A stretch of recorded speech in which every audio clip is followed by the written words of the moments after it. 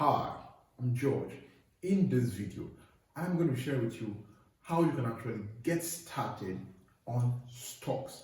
In case you've been wondering what is stock and why should I get started on stock, I have another video where I share exactly why you should get into stocks and what exactly is stocks. But in this video, I will share with you how to get started in stocks, and if that's what you're here for, let's get straight into it. Now, if you want to get into stocks, there are different ways. The first thing is what you have to open a brokerage account. So you have to open a brokerage account. That's the first most important thing you should have in mind when trying to get into stocks.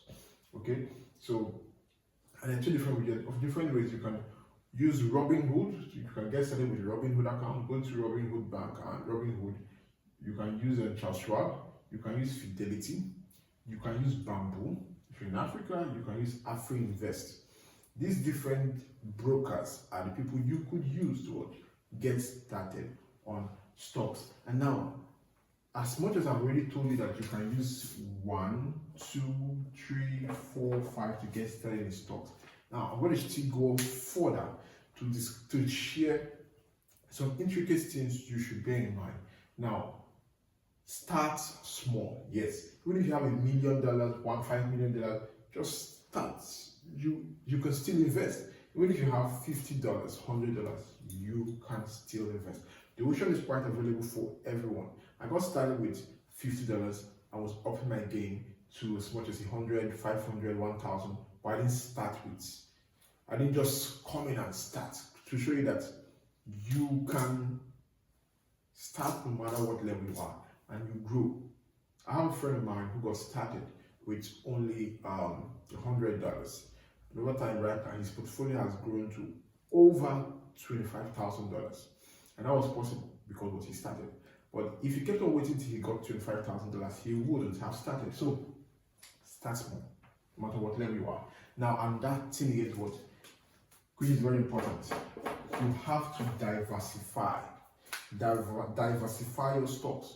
We have dividend-paying stocks. We have high-risk stocks. We have low-risk stocks. We have moderate-risk stocks. We have to diversify. Then we have the insurance companies. We have the banks. We have the tech. We have the health. We have different sectors. So when you're investing in stocks, try as much as possible to diversify in the industry that you are looking at investing. Which means if you're investing in the health sector, the health industry, also try as much as to invest in the tech, in securities, all those things.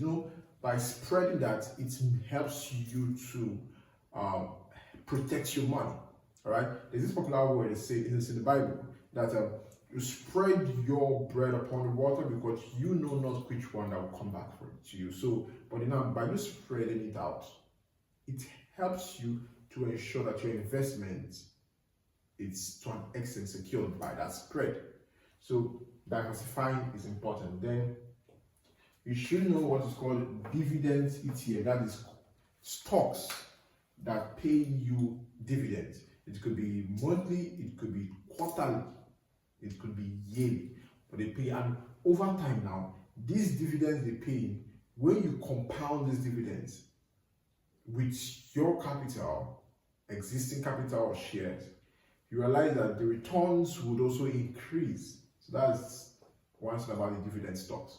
Now, what's one company that you would like to own a piece of and why? So I want you to share with us in the comment section below, what's the one company you would like to own a piece of? Share it with us. You want to own a piece of Apple because you love iPhone? You want to own a piece of Starbucks because you like going over there? You want to own a piece of Tesla? You want to own a piece of Microsoft or Oracle?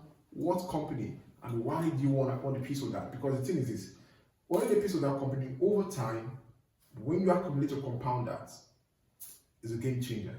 All right, and don't forget to like, subscribe,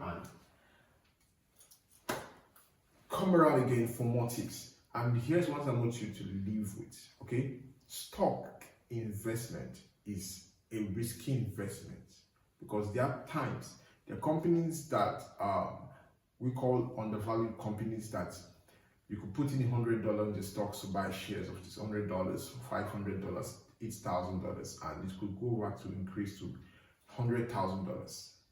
$100 could go up to $5,000. I've seen it happen. But now some of these companies also have a high risk. That's why we tell people the higher risk involved, the higher the returns involved. And the higher the returns involved and the higher the risk involved, the higher the probability of your capital to not be intact. So all these things I want you to also bear in mind when taking out options to take such huge risk. I hope you got value from this.